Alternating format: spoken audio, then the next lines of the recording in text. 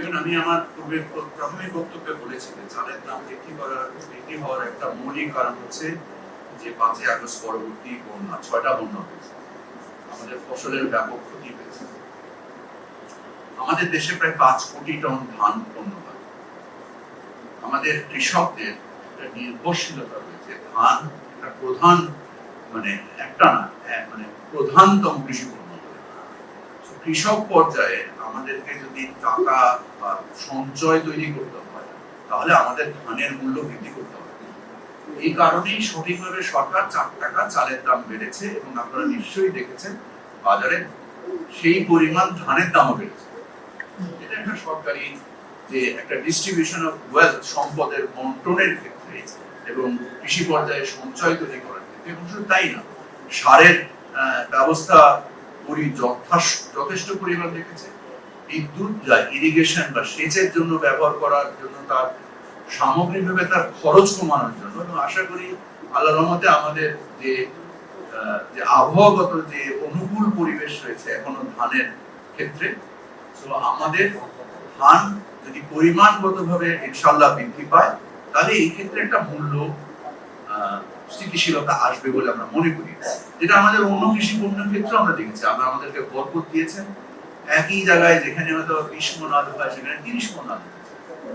তো এই যে অতিরিক্ত ফলন হয়েছে, এই মার্জিনাল কস্টের মাধ্যমে ম্যাসিভ ভ্যালু গ্রোথ হয়েছে আমাদের কৃষি পর্যায়ে। তো ওখানে একটা হতাশা যে আগে যেটা থাকতো, সেই পরিমাণ হতাশা হয়নি। যে পরিমাণ বাজারে পণ্য মূল্য কমেছে, সেই পরিমাণ কৃষক পর্যায়ে কিন্তু হতাশা তৈরি হয়নি।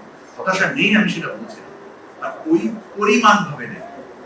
অনুরূপ ভাবে চালের মূল্য এবং সামগ্রিকভাবে যেটা সমষ্টিগতভাবে যেটা রূপ হচ্ছে আপনার টাকার ক্রয় ক্ষমতা, যেটাকে নির্দিষ্ট করে হচ্ছে আপনার যে পরিমাণ ফুলত এখন আল্লাহর রহমতে বেশি ফুল, তার মানে আপনার ওই 100 টাকার ক্রয় ক্ষমতা বৃদ্ধি পেয়েছে। এই যে একটা জটিল সমীকরণ সরকারকে করতে হয়, সামগ্রিকভাবে সম্পদের বন্টন এবং টাকার ক্রয় ক্ষমতা বৃদ্ধি করা, এই জটিল সমীকরণটা একসাথে কাজ করছি। আমাদের জানার বোঝার চেষ্টা করছি, সেই অনুযায়ী পদক্ষেপ নিয়ে কিছু জিনিস কারেকশন করছি, কিছু জিনিস হয়তো বা কারেকশন হতে একটু সময় লাগছে।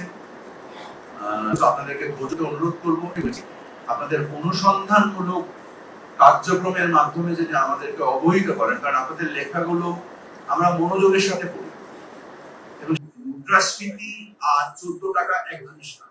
মুদ্রাস্ফীতি হচ্ছে একটা সামগ্রিক প্রতিফলন আপনার টাকার ক্রয় ক্ষমতার বিষয়।